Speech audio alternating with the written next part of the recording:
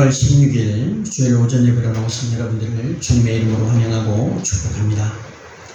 사랑하는 여러분, 오늘도 하나님 앞에 나온 우리 모두에게 주님의 평안이 있기를 바랍니다.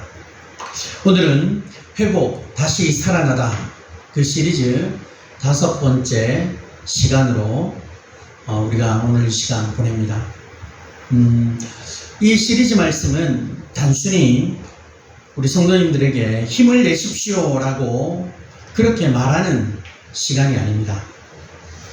이 시간은 바로 나의 영적 상태를 정직하게 직면하고 지친 영혼이 하나님의 말씀 안에서 다시 숨을 쉬고 다시 일어나고 다시 성도다운 모습으로 회복되는 길을 함께 찾는 시간이 바로 이 시간입니다. 오늘 우리가 읽은 이 열왕기상 19장은요, 어쩌면 이런 의미에서 참 특별한 본문이다 그렇게 말할 수가 있겠습니다. 왜냐하니까 이 본문은 아주 강한 사람의 약한 순간을 보여주고 있기 때문이죠. 대단한 승리를 경험한 하나님의 종이 바로 그 다음 장면에서 완전하게 무너져 내리는 모습을 보여주고 있기 때문입니다. 갈멜산에서 불을 내려달라 그렇게 기도했던 사람, 바알 선지자들과 맞서 싸웠던 사람, 여호와 그는 하나님이시도다 라고 백성들에게 고백을 눈으로 보았던 사람, 바로 그 엘리야가 로뎀 나무 아래서 주저앉아 말하죠. 여호와여 넉넉하오니 지금 내 생명을 거두시옵소서. 여러분, 이 장면이 우리에게 왜 위로가 될까요? 엘리야가 약해서가 아닙니다. 오히려 너무 치열하게 살았기 때문이죠.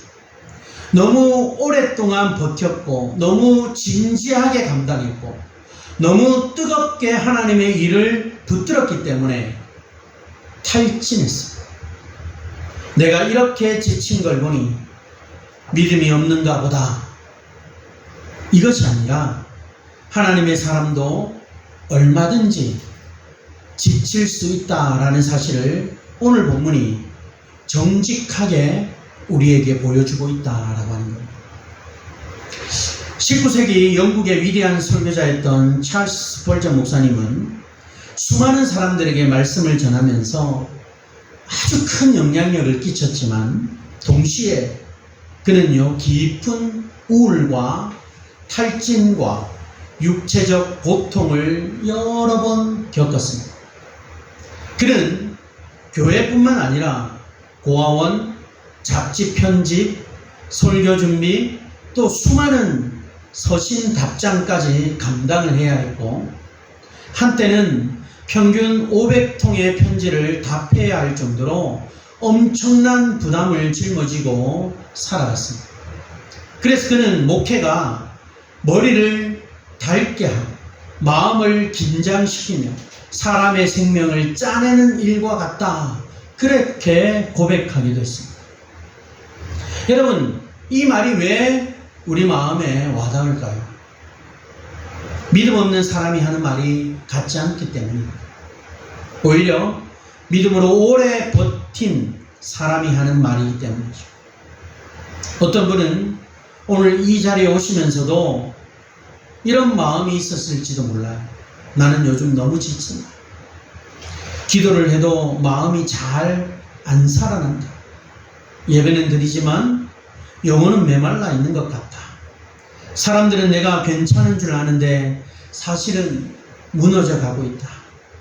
사역도, 가정도, 직장도, 신앙도 다 놓치고 싶지 않은데 솔직한 마음은 너무 버겁다. 이런 마음이 어쩌면 우리 가운데 있을 수도 있다는 것이죠. 여러분, 오늘 본문은요 바로 그런 사람들을 위한 말씀이에요. 하나님은 로뎀 나무 아래 쓰러진 엘리야를 만나 주십니다. 그리고 그를 책망하기보다도 그를 오히려 돌보시면서 회복 시키시고 있다는 것이죠. 오늘 우리는 이 말씀을 통해서 세 가지 말씀을 살펴보면서 오늘도 혹 지쳐있는 우리 영혼에게 하나님이 주시는 참된 회복을 맛보는 그러한 은혜가 있기를 소망합니다. 첫째로, 하나님은 지친 성도의 탄식을 외면하지 않으십니다. 오늘 본문 3절로 4절의 말씀을 보면요, 엘리야는 이세벨의 위협을 듣고 도망을 칩니다. 어디로? 광야로. 그리고 한 로뎀 나무 아래에 앉아 이렇게 기도합니다. 오늘 본문에 보니까 여호와여 넉넉하오니 지금 내 생명을 거두시옵소서. 나는 내 조상들보다 낫지 못하나이다. 여기 보니까 넉넉하오니라고 하는 이 말의 뜻은요, 히브리어로 라브라고 하는 단어인데요, 이 뜻은 충분하다, 이제 됐습니다, 더는 못하겠습니다 라고 하는 그런 의미가 있어요. 뭡니까? 엘리야는 지금 거룩한 언어로 포장하고 있는 것이 아니에요. 아주 솔직하게 하나님 앞에 이야기를 합니다. 하나님, 저는 여기까지인 것 같아요. 저는 더 이상 못하겠어요. 저는 더 이상 못 버티겠어요. 여러분, 이 장면이 얼마나 중요합니까?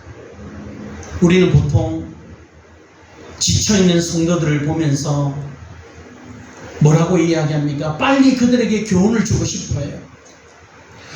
이보게 정신 차려야지. 더 기도해야지. 왜 그렇게 믿음이 연약해져 있어? 힘을 내야지.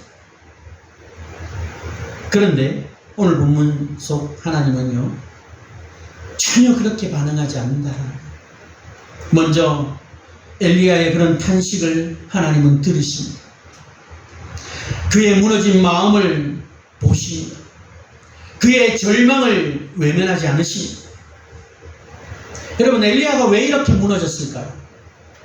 갈멜산에서 그렇게 큰 승리를 경험했는데 왜 갑자기 이렇게 무너졌을까? 겉으로 보면요, 이세벨이라고 하는 여인의 여인 때문이다, 그가 원인이다, 이렇게 생각할 수 있어요. 이세벨이 이 엘리야를 향하여 너도 그와 같이 죽을 거야 협박을 했기 때문에 그럴 것 같아. 하지만 여러분, 본문을 조금 더 깊이 우리가 들여다보면요, 이 이세벨의 단순한 그런 위협 하나 때문에 이 무너진 것이, 엘리야가 무너진 것이 아니라는 거예요. 갈멜산에서의 대결. 여러분, 엘리야는요, 이미 지칠 대로 그 몸이 지쳐있어요.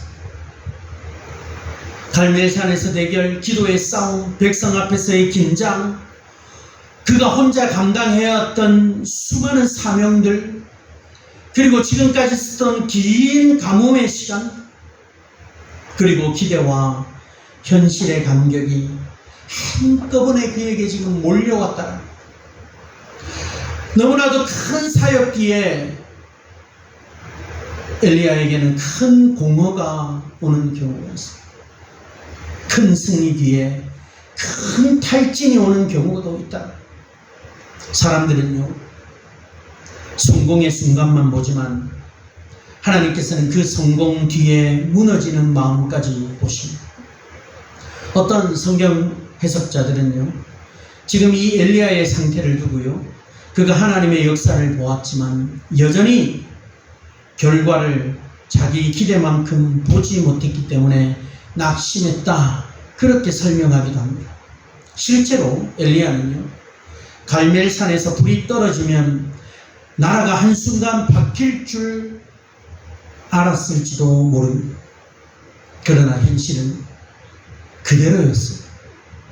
이세벨은 여전히 위협적이었고 하나님의 나라의 완성은 아직 보이지 않았다. 여러분, 이것이 우리의 모습 아니겠습니까?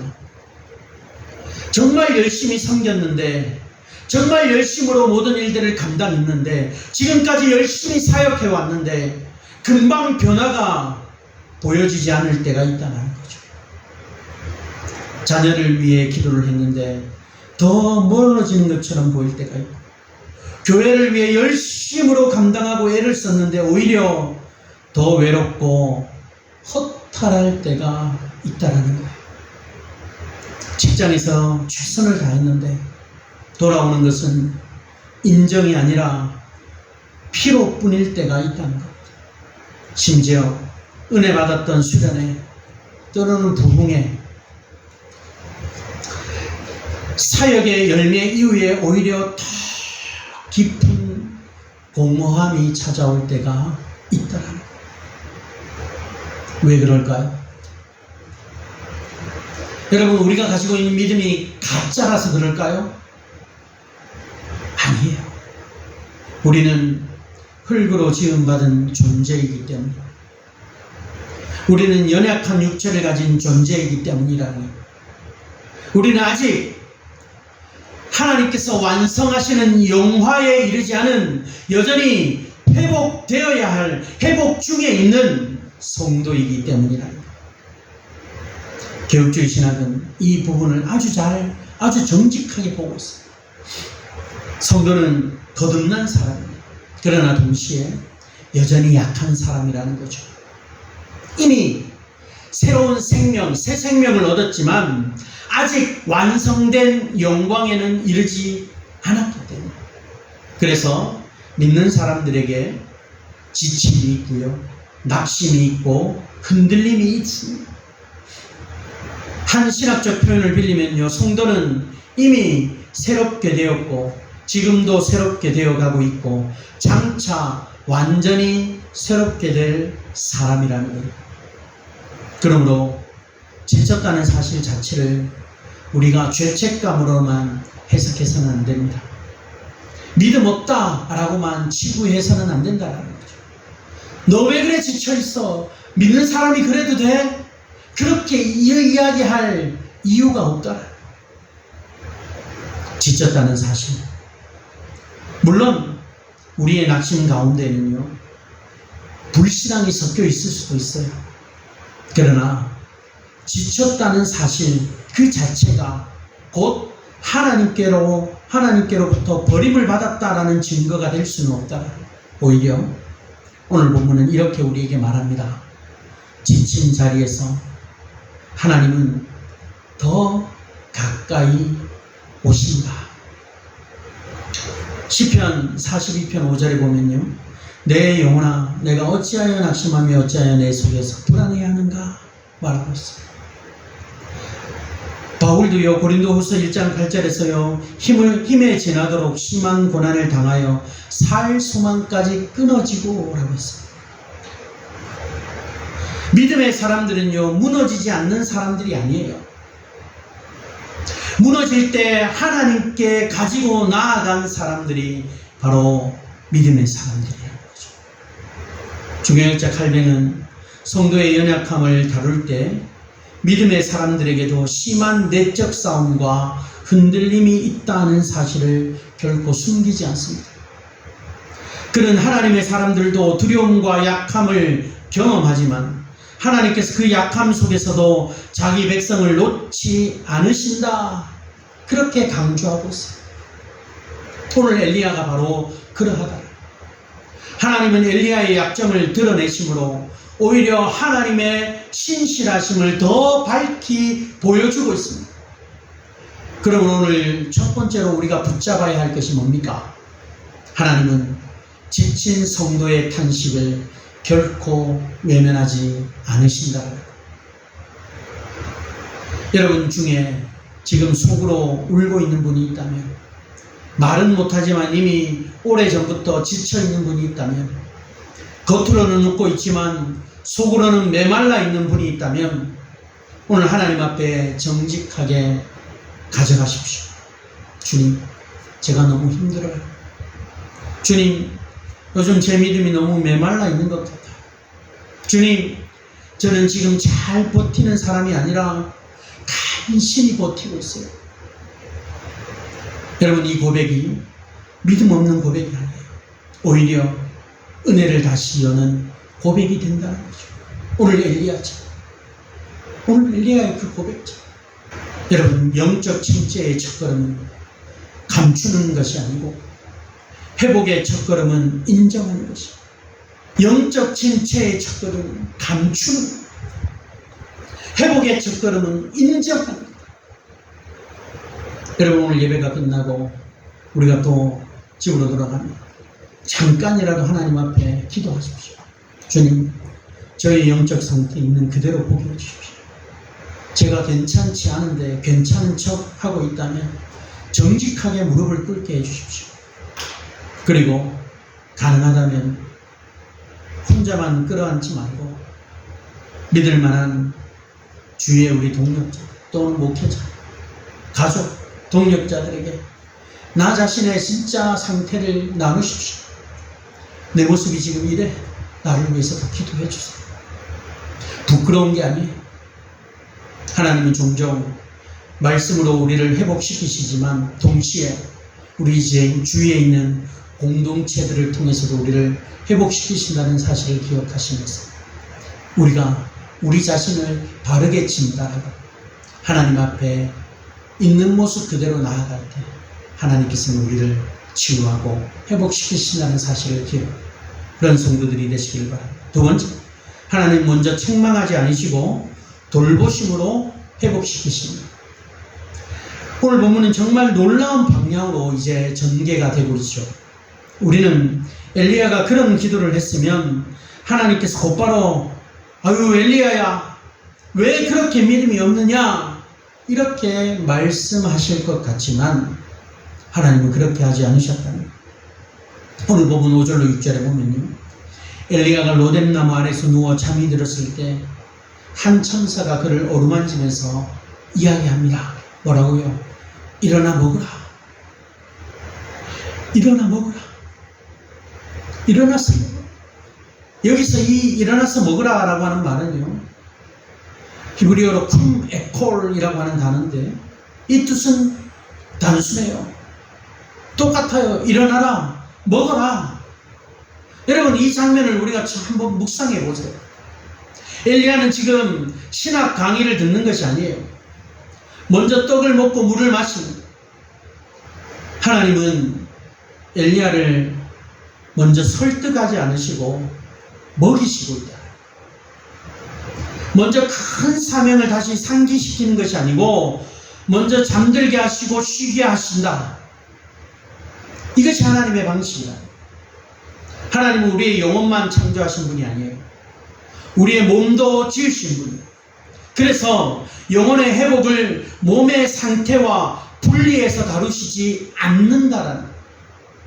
지금 엘리야에게는요, 더 강한 자극이 필요한 것이 아니고 엘리야에게는 쉼과 돌봄이 필요하다. 본문이 참 은혜로운 것은요, 천사가 한 번만 오는 것이 아니라는 거예요. 엘리야는 먹고 다시 누워요. 그러자 천사가 두 번째로 다시 와서 그를 어루만지면서 말합니다. 일어나 먹으라. 내가 갈 길을 다 가지 못할까 하노라. 여러분, 이 말씀은 너무 참 따뜻하죠. 왜 이것밖에 못해? 이 말이 아니고요, 내 앞에 아직 길이 있다. 그러니 지금은 먹고 힘을 얻을 시간이야. 그렇게 이야기하고 있다. 하나님은 엘리야의 미래를 포기하지 않았어요. 엘리야는 자기 인생이 끝난 줄 알았지만 하나님은 아직 끝내지 않으셨다. 여러분, 이 장면은 우리에게 정말 중요한 진리를 가져다 줍니다. 성도의 회복은요, 때로 아주 기본적인 자리에서부터 시작된다. 한 끼 식사, 한숨의 잠, 잠시 잠깐의 멈춤, 누군가의 따뜻한 손길, 조용한 휴식. 여러분, 이런 것들이요, 단지 어떤 인간적인 처방이 아니라 하나님의 돌보심의 통로가 될 수 있다는 거예요. 시편 127편에서요, 여호와께서 그의 사랑하시는 자에게는 뭐를 주신다? 잠을 주신다. 예수님도요, 마가복음에서 너희는 따로 한적한 곳에 가서 잠깐 쉬어라 말씀하셨어요. 여러분, 예수님은 바쁘지 않으셔서 이렇게 말씀하신 것이 아니에요. 할 일이 적어서 쉼을 말씀하신 것이 아니라 오히려 너무 많은 필요와 요청이 밀려왔기 때문에 제대로 쉬는 것이 필요하다라고 하는 거예요. 오늘 우리에게도 마찬가지죠. 우리는 자꾸 모든 문제를요, 더 열심히로만 해결하려고. 좀 더 열심히 하면 돼. 좀 더 열심히 기도하고, 좀 더 열심히 전도하고, 좀 더 열심히 성경 보고, 좀 더 열심히 교회 봉사하면 잘 될 거야. 여러분, 지치면 더 열심히, 메마르면 더 열심히, 힘들면 더 열심히. 그것이 지금까지 우리가 해왔던, 우리가 말해왔고, 우리가 취해왔던 행동들이었다라는 거예요. 그런데요, 하나님은 오늘 엘리야를 통해서 말씀하고 있습니다. 지금 너에게 필요한 것은 더 큰 채찍질이 아니라 내 돌보심이다. 여러분, 이 개혁주의 신학의 정통은요, 인간을 단지 영적인 존재로만 보지 않습니다. 하나님 앞에 선 전인적 존재로 봅니다. 그래서 죄와 은혜, 몸과 영혼, 고난과 돌봄을 결코 분리하지 않는다. 지친 성도를 향해서 기도만 하면 돼 라고 단순하게 말하는 것은요, 성경이 보여주고 있는 회복의 방식보다 오히려 더 가난한 답변입니다. 물론 기도하지 말라는 게 아니에요. 기도해야죠. 말씀으로 돌아가야 해요. 회개할 것은 회개해야 해요. 그런데 회복의 과정에서 하나님은 먼저 먹이시고 쉬게 하시고 다시 숨쉬게 하신다라고 하는 거예요. 여러분, 혹 여러분 가운데 스스로를 너무 가혹하게 다루는 분이 있습니까? 몸이 보내는 신호를 무시하고 쉼을 죄책감으로 받아들이고 있지는 않습니다. 아파도 참고 지쳐도 참고 힘들어도 나는 믿음으로 버텨야 해 라고 하면서 자기 자신을 몰아붙이고만 있지 않습니까? 그런데 오늘 본문은요, 우리에게 말하죠. 하나님은 엘리야에게 그렇게 하지 않으셨어요. 제가 말씀을 준비하면서 저의 모습을 좀 돌아봅니다. 지금까지 달려왔던 저의 모습이 사역을 시작하는 20대 초반부터 지금까지 정말 쉼없이 정말 나 자신을 채찍질하면서 달려왔던 것 같아요. 그러다 보니 교회에 큰 일이 있었을 때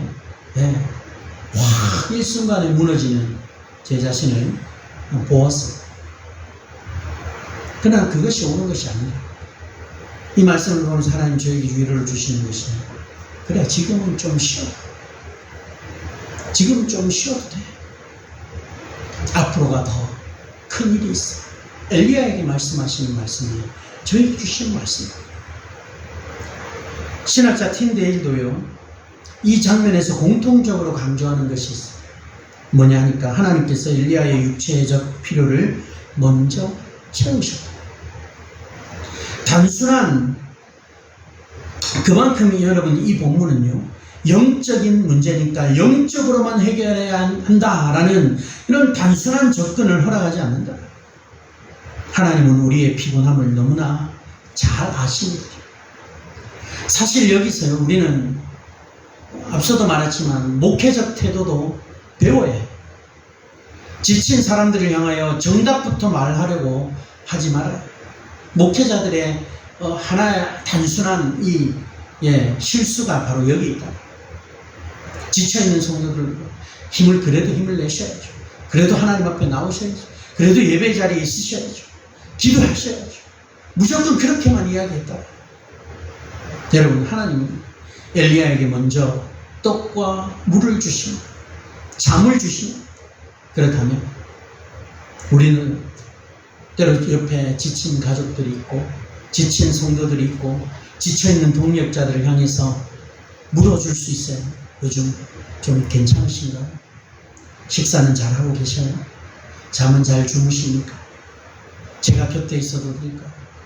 어쩌면 하나님 우리에게도 똑같이 말씀하십니다. 저 사람을 먼저 먹여, 저 사람을 먼저 쉬게 하라, 저 사람을 먼저 안심하게 하라. 여러분, 이번 한 주 우리의 삶의 리듬을 한번 점검해 보시길 바랍니다. 예배의 리듬, 말씀의 리듬, 우리 수면의 리듬, 식사의 리듬, 쉼의 리듬이 다 무너져 내린 상태는 아닌가 한번 돌아보시면서, 그리고 혹 번아웃에 가까운 상태라고 한다면 그것을 영성으로 미워하지 마시고 망가질 때까지 버티는 것이 무조건 충성은 아닙니다. 하나님 안에서 잘 쉬는 것도 순종이에요. 또한 공동체 안에서 누군가 지쳐있다면 충고를 먼저 하기보다도 돌봄을 먼저 베풀 수 있는 그런 믿음의 성도들이 되시길 하나님께서 엘리야에게 회복시키신 방법은요, 매우 따뜻하고도 매우 구체적이었다라는 사실을 기억하면서 오늘 우리 자신에게도 우리 옆에 있는 사람에게도 그런 쉼을 먼저 줄 수 있는 그런 믿음의 성도들이 되시기를 바랍니다. 세 번째, 하나님은 세미한 말씀으로 다시 일으키시고 혼자가 아님을 깨닫게 하십니다. 엘리야는 천사가 주는 떡을 먹고 40주 40야를 걸어 하나님의 산 호렙에 이르게 되죠. 호렙산은 단순한 지명이 아니에요. 하나님께서 모세에게 나타나셨던 자리이고 언약을 주셨던 자리가 바로 이 호렙이에요. 엘리야는 지금 단순히 도망한 것이 아니고 마치 모든 것을 접고 처음 자리로 돌아가고 싶은 마음으로 호렙으로 간 것처럼 보입니다. 거기서 하나님은 엘리야에게 이렇게 묻습니다. 엘리야야, 내가 어찌하여 여기 있느냐? 여러분, 이 질문은 뭐 어떤 정보가 없어서 하시는 질문이 아니에요.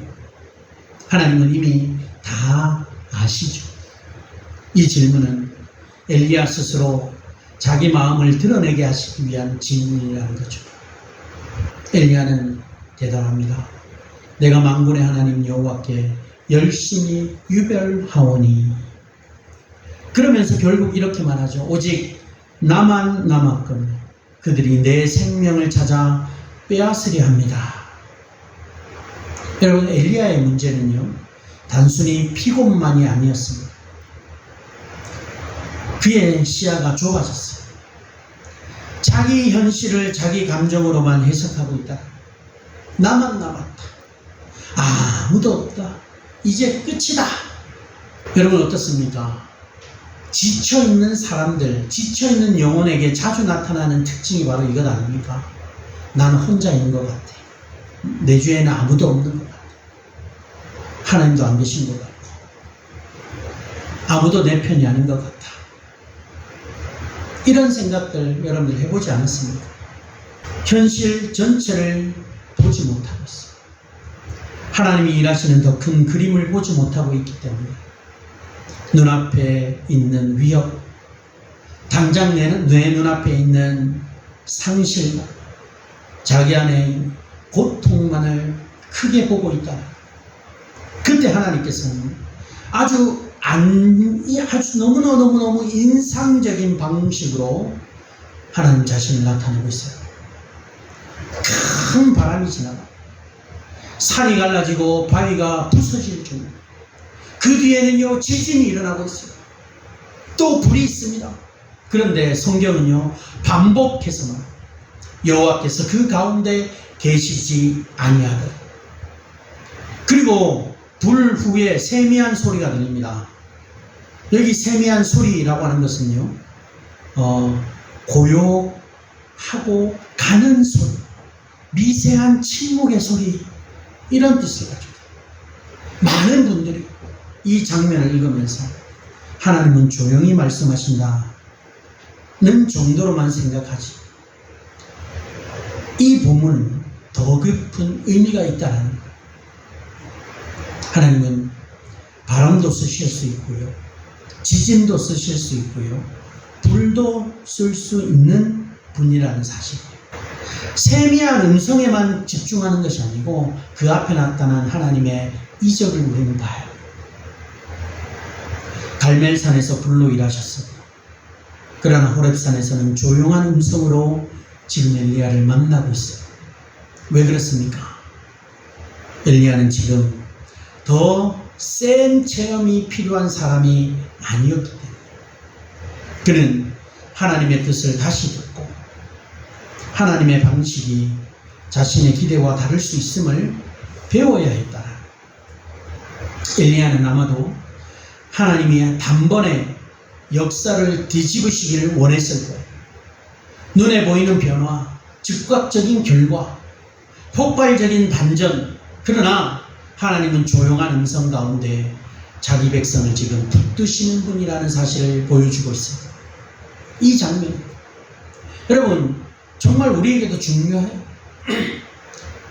때로 우리는 큰 체험만 은혜라고 생각할 때가 있어요.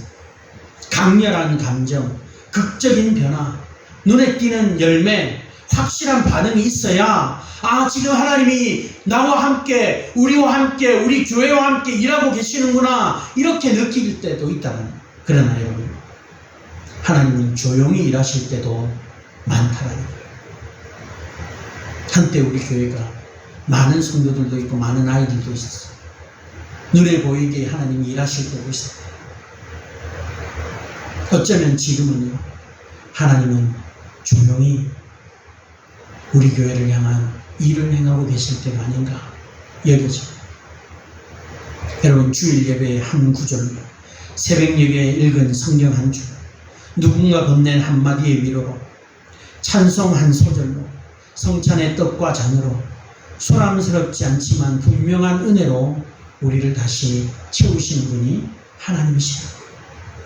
엘리야가 반응하는 것은 바람, 지진, 불이 아니라 세미한 음성이 들릴 때였다. 그때 그는 겉옷으로 얼굴을 가리고 나와서 굴어기했습니다. 그제야 그는 하나님 앞에 다시 있었다는 거예요. 여러분, 지친 영혼에게 가장 필요한 것은요, 더 큰 소음이 아니라 하나님의 진실한 음성이다. 그리고 하나님은 그 음성으로 엘리야의 사명을 다시 주시는 것이 아니라 그의 왜곡된 시야도 바로 잡으셨어요. 엘리야는 계속 말하죠. 오직 나만 남았다. 그런데 하나님께서는요, 여기 열왕기상 19장 18절 말씀에 뭐라고, 오늘 본문에 뭐라고 이야기합니까? 그러나 내가 이스라엘 가운데 7,000명을 남기리라. 7,000명을 남기리라. 여기 남기다라는 것은 뭐예요? 내가 남겨뒀다. 내가 보존해왔다.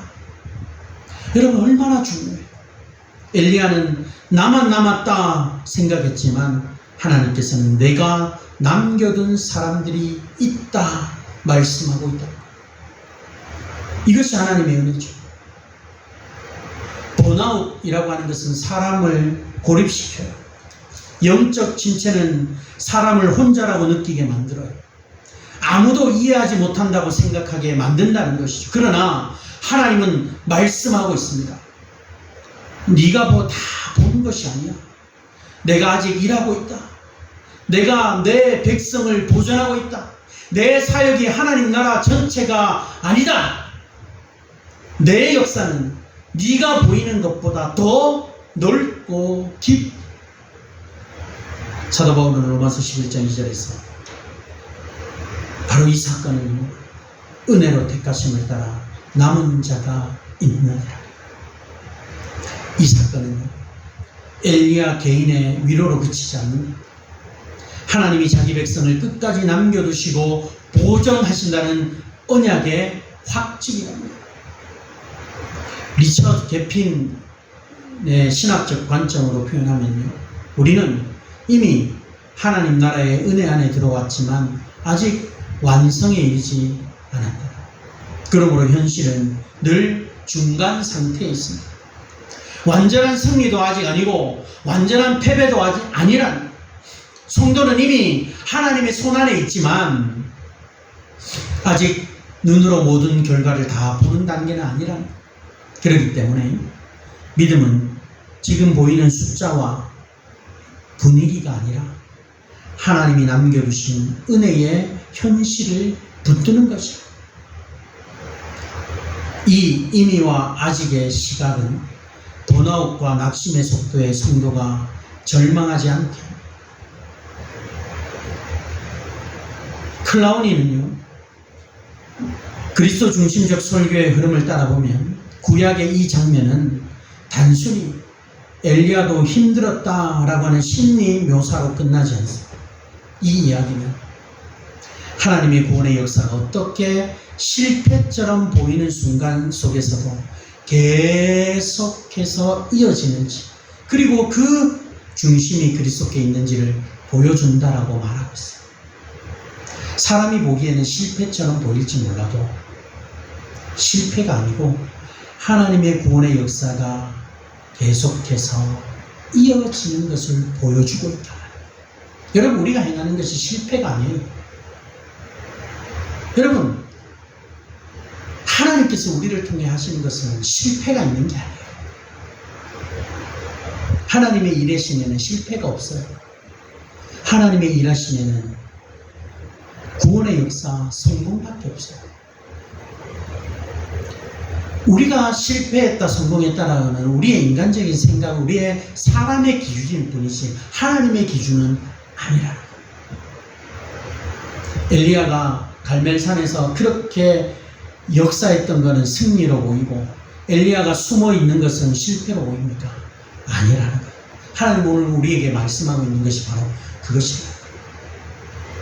실패와 성공은 하나님께 달려있는 것이지 우리에게 달려있는 것이 아니라는 거예요. 여러분, 혹 여러분의 마음속에 나만 남았다라고 하는 생각이 있습니까? 가정에서 나만 믿음을 지키는 것 같고, 직장에서 나만 외로운 것 같고, 교회 안에서도 나만 지친 것 같고, 사역의 짐을 나만 지고 있는 것 같습니다. 그럴 때 우리는 기억해야 합니다. 하나님은 네가 혼자가 아니다 말씀하고 있다. 내 눈에 다 보이지 않는다. 하나님은 자기 백성을 남겨두시고 내가 다 이해하지 못해도 하나님 지금도 일하고 계시고, 그러니 눈앞의 현실만으로 하나님을 판단하지 마시고 감정의 온도만으로 하나님의 임재를 제재하지 마시고 조용해 보여도 여전히 하나님은 일하고 계신다는 것, 세미한 말씀으로 오늘도 자기 백성을 다스리고 계시고 세우고 계신다는 사실을 반드시 기억하는 그런 성도들이 되시기를 바랍니다. 성도 여러분, 로뎀나무 아래에 엘리야를 살리신 하나님은 십자가의 그리스도로 우리를 다시 세우십니다. 오늘 본문을 다시 한번 마음에 담아보십시오. 엘리야는요, 로뎀나무 아래에서 주저앉았어요. 그는 넉넉하오니라고 말하면서 더는 못 가겠다 말합니다. 그러나 하나님께서는 결코 그를 포기하지 않으셨어요. 하나님은 그의 탄식을 들으셨고 하나님은 그를 먹이시고 쉬게 하셨습니다. 세미한 음성으로 다시 말씀하셨습니다. 하나님은 그의 왜곡된 시야를 고쳐주셨고 다시 사명을 맡기셨고, 엘리야는 끝났다고 생각했지만 하나님은 끝내지 않으셨다는 거죠. 서론에 말씀드렸던 스펄전 목사님도 고통 속에 이런 말을 남겼습니다. 고난은 내 집에 가장 좋은 가구다. 그 말은 고난이 즐겁다라는 뜻이 아니고요, 고난의 자리에서조차 하나님이 자기를 버리지 않으셨다는 뜻입니다. 오늘 엘리야도 그 사실을 배웠죠. 로뎀나무 아래는 끝이 아니었어요. 거기가 은혜의 시작이었어요. 왜냐하니까 엘리야보다 먼저 하나님이 그 자리에 와 계셨기 때문에. 그리고 이 본문은 우리를 결국 예수 그리스도를 바라보게, 엘리야는 로뎀나무 아래서 죽기를 원했죠.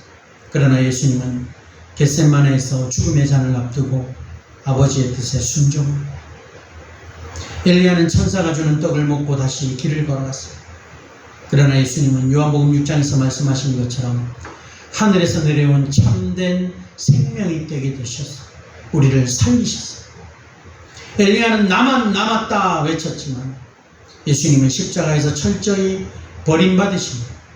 우리로 하여금 결코 버림받지 않게 하셨습니다. 엘리야는 나무 아래에 누워서 예수님은 나무에 달리셨습니다.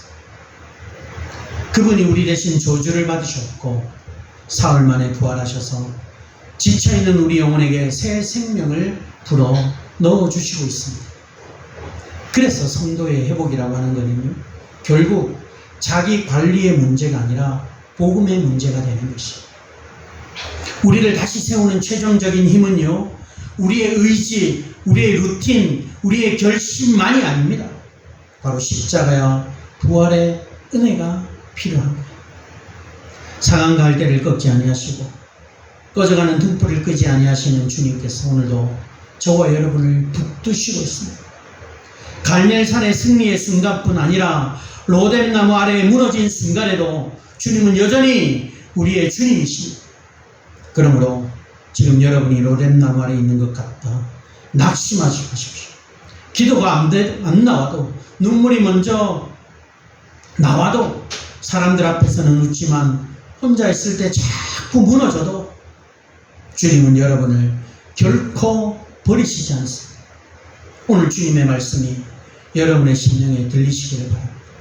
일어나라, 먹어라, 내 말을 들어. 너는 혼자가 아니다. 내가 아직 너를 통해 일할 것이다.